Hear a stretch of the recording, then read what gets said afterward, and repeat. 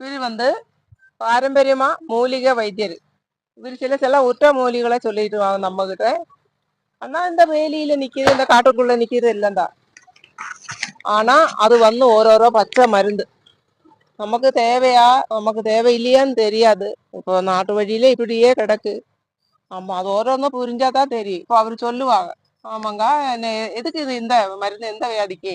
ஐயா வணக்கங்க ஐயா, என் பேர் ரமேஷ், திருப்பூர் இருந்து பேசுறேங்க ஐயா. இது ஒற்றை இலை மூலிகை சங்கன் இலைங்க ஐயா. இது சங்க இலை, சங்க இலை. ஆமாங்க, சங்க இலை. இது தமிழ்நாட்டுல எங்க பாத்தீங்கன்னா வேலி வரும் ஃபுல்லா ஜாஸ்தியா இருக்குங்க. இதுல உள்ள மருத்துவ குணம் பாத்தீங்கன்னா கர்ப்பப்பையில நீர்க்கட்டிங்க ஐயா, நீர்க்கட்டி, நார்க்கட்டி, கெட்ட கொழுப்பு இதெல்லாம் கரைக்குங்க ஐயா. உடம்புல சுத்தமா ரத்தமே இல்ல அப்படின்னு சொல்லி சொல்றாங்க, எனக்கு ரத்த சோர்வா இருக்கு, டயர்டா இருக்கு அப்படின்னு சொல்லி சொன்னோம்னா இந்த இலைய பறிச்சு சாப்பிடணுங்க ஐயா.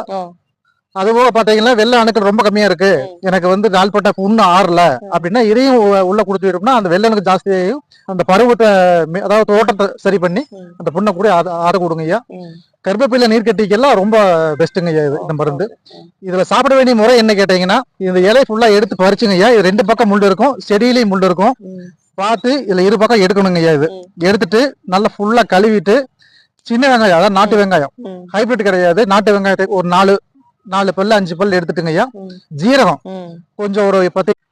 ഞാൻ ഈ പരിചയപ്പെടുത്തുന്ന മരുന്നേ നമ്മുടെ നാട്ടിൽ വേലിയിലും വീട്ടിൽ വളർത്തുന്നവരുണ്ട്, വേലിയിലുണ്ട്. തന്നെ ഉണ്ണിപ്പൂച്ചെടി എന്ന് പറയും, നമ്മുടെ നാട്ടിൽ പറയും വേലിപ്പത്തരി, ഉണ്ണിപ്പൂച്ചെടി, പൂച്ചെടി എന്നൊക്കെ പറയും. ഇത് നല്ലൊരു ഔഷധമാണ്. ഇപ്പോൾ ഇവിടെ വന്ന് ഈ വൈദ്യർ ഇത് പരിചയപ്പെടുത്തിയപ്പോഴാണ് ഞാൻ അറിയുന്നത്. ഇത് നമ്മുടെ അൾസർ അല്ലേ, അത് രക്തം പോകുമ്പോ അപ്പി വീഴുമ്പോൾ രക്തം പോകുന്നവരുണ്ട്, ഒത്തിരി കൂടിപ്പോയിട്ടുള്ളത്. എന്നാൽ ശരീരത്തില് നിറയെ ഉഷ്ണമുള്ളവർക്ക് ഈ പൈൽസിന്റെ അസുഖം ഉണ്ടാകും. അപ്പൊ അവര് പറയുന്നത് ഇതിന്റെ ഇല നമ്മൾ പറിച്ച് നല്ലപോലെ വറുത്ത് നമ്മൾ വെക്കുന്ന സാമ്പാറിലെ പോട്ട് കഴിച്ചാലും നല്ലതാ. അതല്ലെങ്കിൽ ഇതിന്റെ ഇല വറുത്ത് 2 വത്തൽ മുളകും ചെറിയ ഉള്ളിയും കൂടെ തൊടി വറുത്ത് സമ്മന്തിയായിട്ട് ചോറിന്റെ കൂടെ കഴിച്ചാലും പൈൽസിന്റെ അസുഖത്തിന് ഒരുപാട് മാറ്റം വരുമല്ലോ. ஐயா வணக்கங்க ஐயா, நான் வைத்தியர் ரமேஷ் பேசுறேங்க, திருப்பூர் இருந்து பேசுறேங்க ஐயா. இது உண்ணி இலைங்க ஐயா. இது உடம்புல உஷ்ணமாகி பைல்ஸ் ஆகப்பட்டது உள்மூல வெளிமூலம் சொல்லுவாங்க ஐயா. அதுக்கு பைல்ஸ் சரி பண்றதுக்கு மருந்து கிடையாதுங்க ஐயா. போவாங்க, ஆபரேஷன் பண்ணுவாங்க, திருப்பி வரும். ஆனா இது சாப்பிட்டீங்கன்னா மீண்டும் பைல்ஸ் வராதுங்க ஐயா. 100க்கு 100 அந்த அளவுக்கு மருந்து இருக்குங்க ஐயா. இது உண்ணி இலையை இந்த மாதிரி பறிச்சங்க ஐயா.